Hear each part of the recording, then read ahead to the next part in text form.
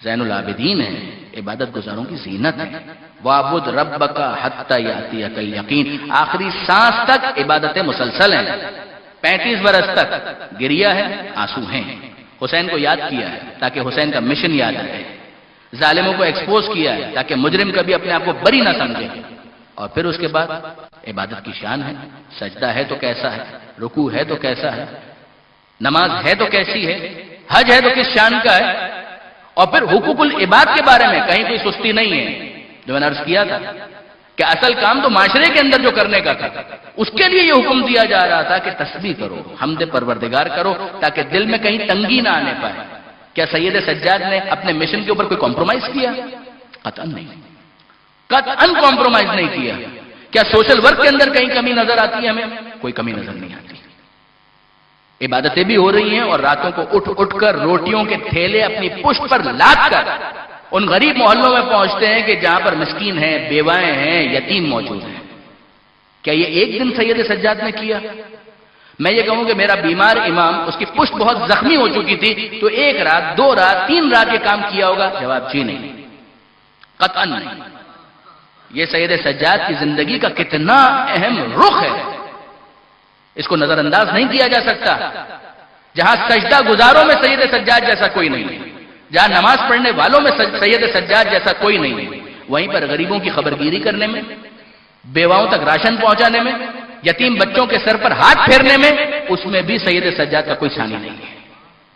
یہ آل محمد کا سلسلہ ہمیں کتنی ایک بیلنس تعلیم دیتا ہے۔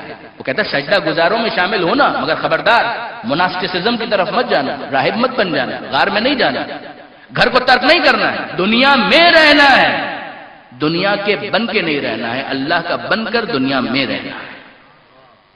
سید سجاد عملی طور پر یہ سب کچھ بتاتے ہیں، آیتیں متصل ہیں کہ تسبیح کرو، حمد کرو، سجدہ کرو، عبادت کرتے چلے جاؤ، اتنی قوت اور طاقت تمہیں ملے کہ تم دن میں اپنے سوشل ورک اور دوسرے تمام کاموں کو انجام دے سکتے، اور راتوں میں فقط سجدے ہی کے اندر اپنا وقت گزارنا ہے؟ نہیں، راتوں کو اٹھو، یہ بھی دیکھو کہ تمہارا پیٹ تو بھرا ہوا ہے، تم نے تو کھانا کھایا ہے۔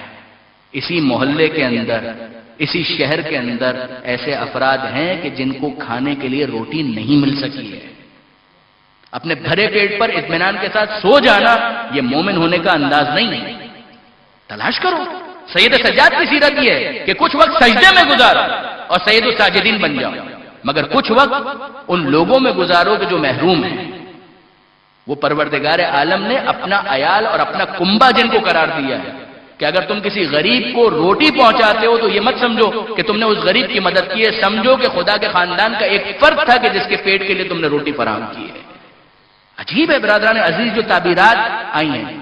میں نے بعض مجالس کے اندر یہ کہا بھی کہ حضرت موسیٰ علیہ السلام کا یہ مکالمہ خدا کے ساتھ، تو خدا نے کہا کہ اے موسیٰ اگر میں تمہارے گھر پر آؤں تو کیا دو گے؟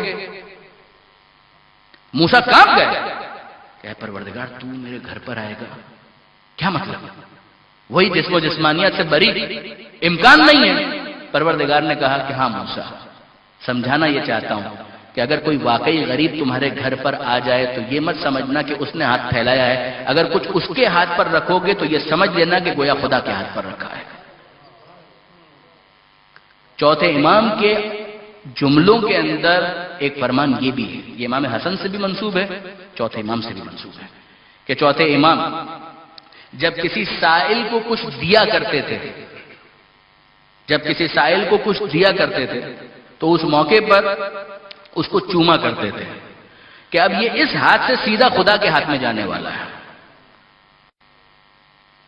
ائمہ کے بارے میں ملتا ہے کہ جب کسی نے یہ کہا کہ اتنا آپ دے دیتے ہیں، اتنا خرچ کر دیتے ہیں، تو معصوم کا جملہ یہ تھا کہ یہ کتنا اچھا آدمی ہے، میرے یہاں کے فانی مال کو وہاں کی باقی دنیا میں پہنچاتا ہے اور کوئی کمیشن بھی نہیں مانگتا ہے، مجھ سے کوئی معاوضہ بھی نہیں مانگتا۔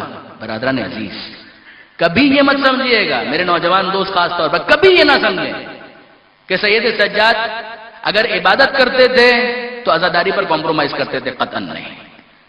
عزاداری کرتے تھے تو سجدے پر کمپرومائز کرتے تھے، قطعاً نہیں۔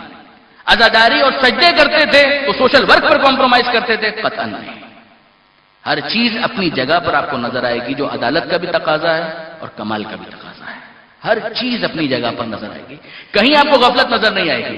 کیا سید سجاد نے فیملی لائف نہیں گزاری ہے؟ بالکل گزاری ہے۔ کیا سید سجاد کی اولاد نہیں تھی؟ یقیناً تھی۔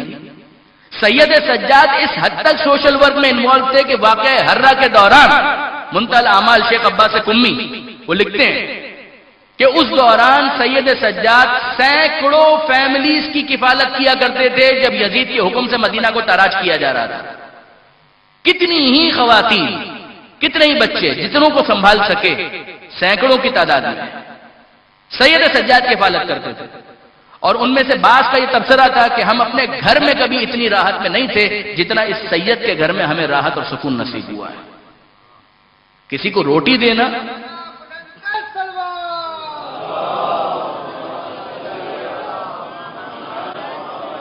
کسی کو روٹی دینا بہت اہم ہے، مگر یقین جانیے برادران عزیز کہ روٹی دینے سے زیادہ اس کی عزت اور احترام کا خیال رکھنا زیادہ اہم ہے۔ روٹی کھلانا یہ تو اس کے پیٹ کی ایک ضرورت تھی، مگر اس کے نفس کی بھی کچھ ضرورت ہے، اس کا بھی کوئی تقاضا ہے۔ چوتھے امام یہ کیوں کرتے ہیں؟ یعنی ذرا غور فرمائیے اس بات کے اوپر کہ چوتھے امام یہ کام کیوں کرتے ہیں کہ چوتھے امام جب راتوں کو اٹھ کر جا رہے ہیں اپنے چہرے پر نقاب ڈال لیتے ہیں۔ کیوں؟ پتہ بھی نہ چل سکے کہ کون آیا اور روٹیاں رکھ کر چلا گیا۔ ان بچوں کو پتا ہے کہ وہ آنے والا ضرور آئے گا۔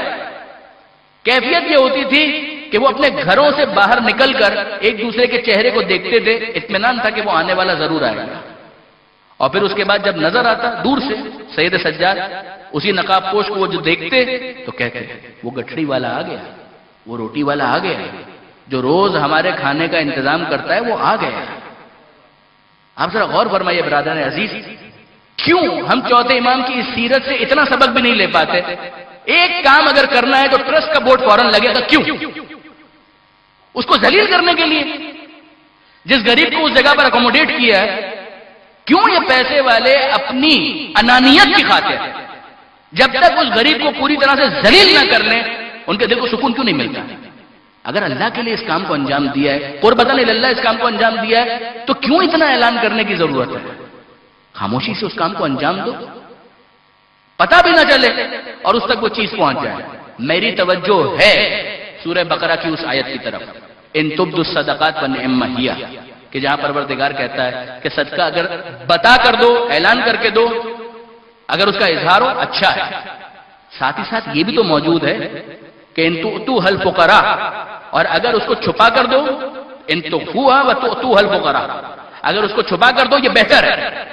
یہ کیا ہوا؟ ہر چیز کا مقام اور محل ہے۔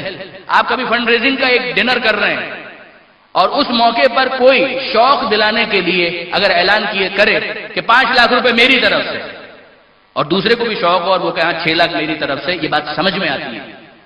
اس کا اس کے ساتھ کوئی تعلق نہیں ہے کہ جہاں پر کسی کی عزت نفس کی دھجیاں اڑا دی جائیں، اس کو ذلیل کر کے رکھ دیا جائے۔ میں جانتا ہوں، میں بھی اس بات کو مانتا ہوں کہ آئیڈیل ورلڈ کے اندر ہم زندگی نہیں گزار رہے ہیں، ہر چیز بالکل اسی طریقے سے نہیں ہو سکتی، کچھ تو کوشش کریں۔ سید سجاد کی سیرت سے یہ پیغام تو کم سے کم ہم لیں کہ عبادت پر بھی کمپرومائز نہیں ہوگا، سوشل ورک پہ بھی کوئی کمپرومائز نہیں ہوگا، اور اس طرح سے کرنے کی کوشش کریں گے کہ سامنے والے کو روٹی بھی مل جائے اور اس کی عزت نفس بھی مجروح نہ ہونے پائے، کہیں اس کی سیلف ریسپیکٹ کو ڈسٹرب نہ کر دیا جائے۔ ہم کو بھکاریوں کی تعداد میں اضافہ نہیں کرنا ہے، ہمیں اپنے نفس کی قدر و منزلت سمجھنے والے، اپنے پیر پر کھڑے ہونے والے افراد کی ضرورت ہے۔